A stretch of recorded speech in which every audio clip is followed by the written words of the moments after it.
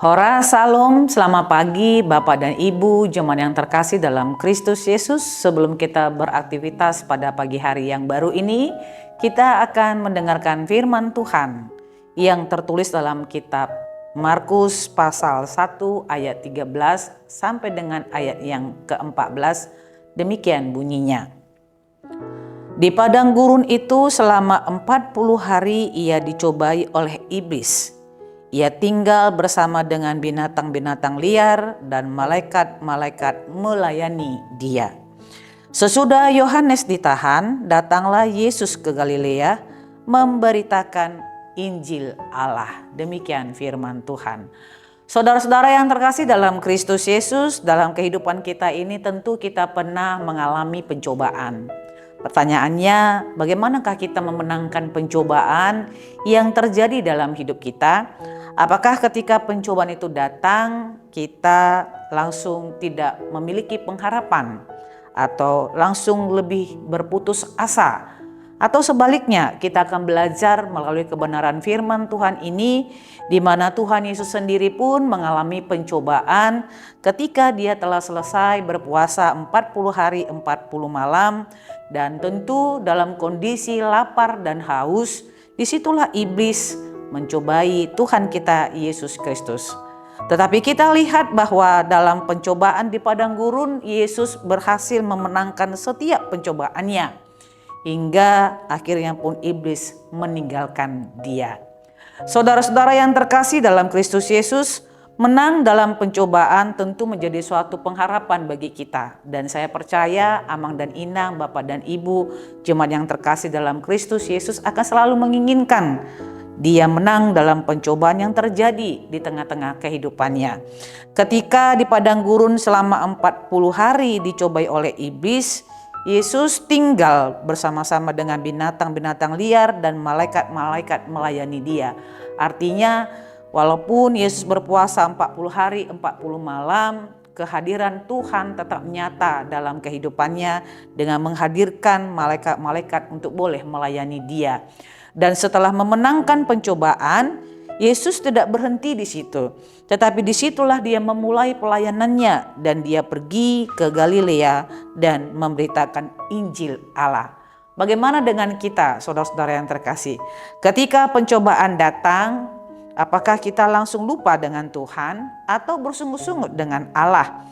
Mengatakan bahwa Allah tidak turut bekerja dalam setiap pencobaan yang kita alami, bahwa Allah tidak turut memenangkan segala sesuatu pencobaan yang terjadi dalam hidup kita.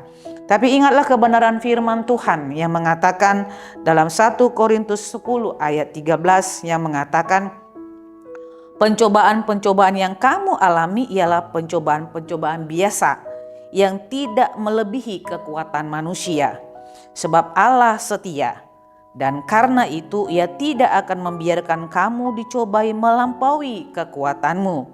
Pada waktu kamu dicobai, ia akan memberikan kepadamu jalan keluar, sehingga kamu dapat menanggungnya. Artinya pencobaan-pencobaan yang kita alami di tengah-tengah dunia ini itu hanya biasa saja sifatnya. Dan dalam semua pencobaan itu ternyata Tuhan telah menyediakan jalan keluar yang harus kita jalanin. Dan kesanalah sesungguhnya kita harus berpengharapan bahwa Tuhan selalu ada dan siap untuk boleh memenangkan segala perkara dan pencobaan dalam hidup kita. Tapi ingat, ketika Tuhan telah memenangkan kita dalam setiap pencobaan, jangan pernah lupa untuk melayani Dia. Bersyukur karena tangan Tuhan yang kuat telah mengeluarkan kita dari beban hidup, dari pencobaan yang kita alami. Layanilah Tuhan dalam kehidupan kita.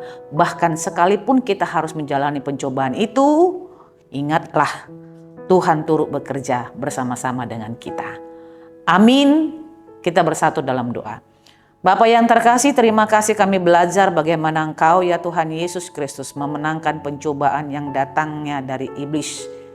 Di padang gurun itu dalam kondisi lapar dan haus, dan terkadang kami demikianlah dicobai oleh iblis tengah-tengah dunia kami ini. Dalam kondisi lapar dan haus, dia lebih sering datang untuk mencobai kami. Tetapi hari ini kami akan belajar bagaimana Yesus memenangkan setiap pencobaan itu, dan akhirnya Yesus pun memulai pelayanannya untuk memberitakan kasih Tuhan. Ya Tuhan Allah Bapa yang Maha Kasih, mampukan kami Tuhan memenangkan segala pencobaan-pencobaan, penderitaan-penderitaan yang kami alami, sehingga kami boleh melihat kemahakuasaan-Mu. Dan walaupun kami harus mengalami pencobaan itu, kami pun harus turut serta melayani Tuhan. Melayani melalui pemberitaan firman Tuhan di tengah-tengah kehidupan kami dengan hidup seturut dengan kehendak Tuhan. Terima kasih ya Tuhan, biarlah kami selalu bersembah sujud di hadapan Allah, karena kami adalah milik-Mu semata. Di dalam Kristus Yesus kami berdoa dan mengucap syukur kepadamu. Anugerah Tuhan kita Yesus Kristus, kasih setia Allah Bapa dan persekutuan Roh Kudus, itulah yang menyertai hidupmu hari ini, besok, dan sampai selama-lamanya. Amin.